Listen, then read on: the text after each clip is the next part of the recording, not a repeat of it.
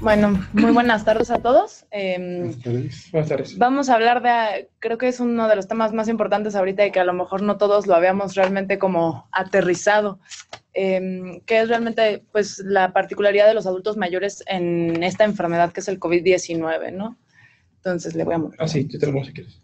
Ok, entonces los objetivos que vamos a tener más o menos, o voy a intentar lograr a lo largo de estos escasos 20 minutos, es más o menos conocer las potenciales diferencias que hay entre los adultos mayores y los adultos jóvenes en cuanto a esta enfermedad, establecer que la edad no determina el tratamiento o el manejo en estos casos, conocer las presentaciones atípicas que podemos tener en cuanto a los adultos mayores, conocer la definición de fragilidad y la pertinencia en este contexto y presentarles a lo mejor una escala que podría ayudarnos en estos casos, que es conocer la Clinical Frailty Scale y su uso en este contexto.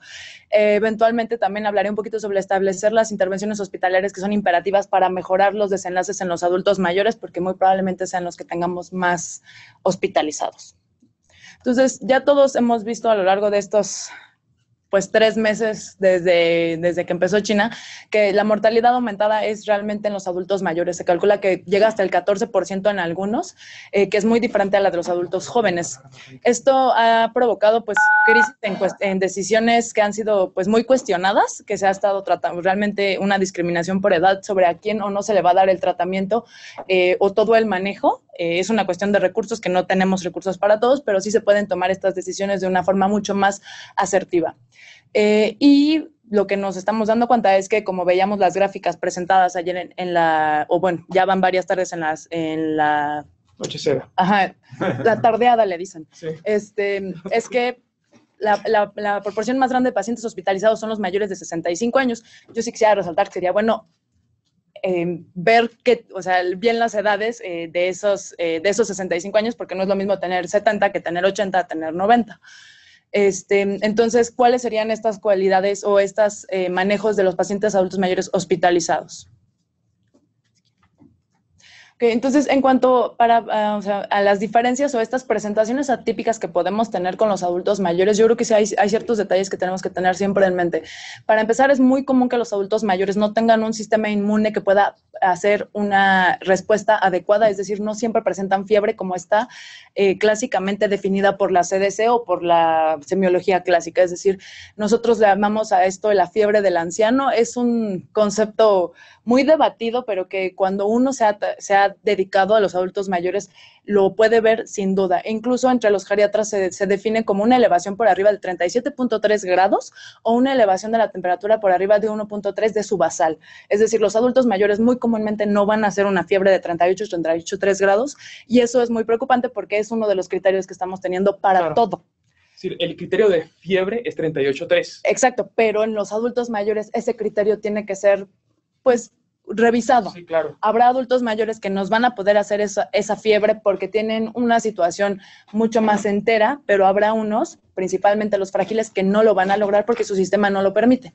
Después, otra presentación clásica que es atípica, bueno, es clásica en los adultos mayores, más es atípica para todos, es la presentación del delirium, es decir, este estado confusional agudo. Esto también sí se ha comentado en los criterios que tenemos que tomar en cuenta, pero es muy importante sí hacer bien la identificación del estado confusional agudo, porque todos pensamos siempre en los adultos mayores que están gritando y teniendo alucinaciones. Sin embargo, es muy común, o la mayor parte del delirium viene de formas hipoactivas.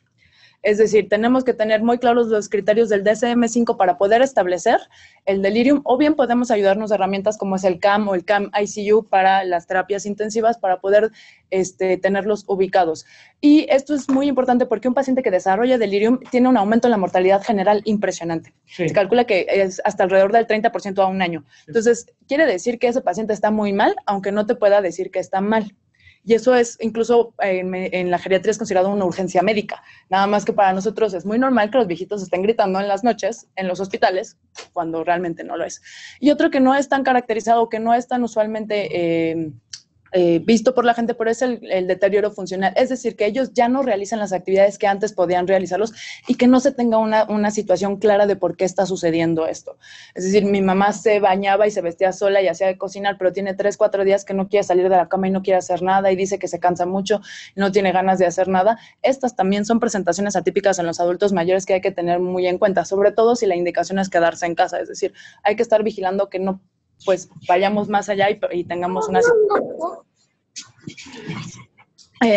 Otras situaciones o que a lo mejor tendríamos que tener un poquito en mente, ya les había comentado en estas, el sistema inmune cómo cambia y esta llamada inmunosenescencia en los adultos mayores, que es pues cómo se desbalancea el equilibrio muy tenue entre estar como inmunosuprimido o estar en una inflamación crónica, puede tener cambios muy importantes en el manejo, incluso a lo mejor a posteriori podremos ver las diferencias que podría haber entre los manejos y las tormentas de citocinas en los adultos mayores y la llamada comorbilidad o en el caso de la geriatría más bien conocida como multimorbilidad, que es simplemente el hecho de que uno tenga un mayor número de comorbilidades, pero la característica de la multimorbilidad, muchas gracias, es que este tiene un efecto sinergista, es decir, soy adulto mayor, tengo alrededor de 80 años, soy hipertenso y diabético, pero no voy a tener necesariamente la misma forma de llevar esta hipertensión y diabetes como sería una persona joven, sino que tiene un efecto de 1 más 1 es igual a 3. Entonces, esta diabetes y esta hipertensión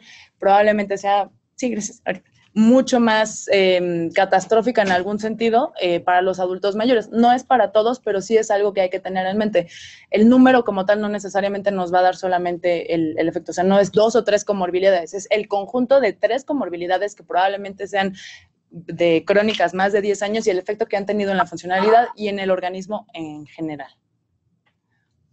Y la otra diferencia que es muy importante y que hay que tener en mente es la fragilidad. Entonces, es un concepto que es bastante complicado de explicar y no voy a adentrarme mucho, pero creo que de aquí es de las cosas que a lo mejor es más importante que yo quisiera que ustedes se quedaran. Este es un estado de vulnerabilidad incrementado a estresores. Es un síndrome que es muy complejo y que reduce la resiliencia de los individuos básicamente. Es decir, los individuos o los adultos mayores no van a poder responder de la misma forma a estresores como sería en este caso el COVID-19. No es equivalente a ser viejo, o sea, no tiene nada que ver. Uno puede ser relativamente joven, es decir, tener 60 años y estar frágil y tener 80 años y no estar frágil. Y no se relaciona necesariamente a la comorbilidad. La gente que es comórbido más probablemente, o sea, más comúnmente es frágil, pero no es necesariamente todas las situaciones.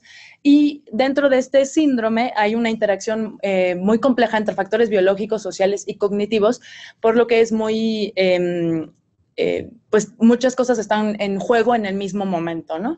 Hay que también tener en mente que el estado de fragilidad, es decir, un paciente que es frágil, tiene un riesgo aumentado de desenlaces adversos de todo tipo, desde mortalidad, es decir, se van a morir más, cualquier tipo de complicación. Hay una prolongación en la estancia hospitalaria, que eso es bien importante porque justamente estamos teniendo problemas de camas. Hay un aumento en la institucionalización al alta. Muy probablemente estos pacientes, si se recuperan y van a casa, van a estar discapacitados y aumenta drásticamente los costos. Es decir, si nosotros podemos evitar que los pacientes estén frágiles, probablemente podamos reducir costos también.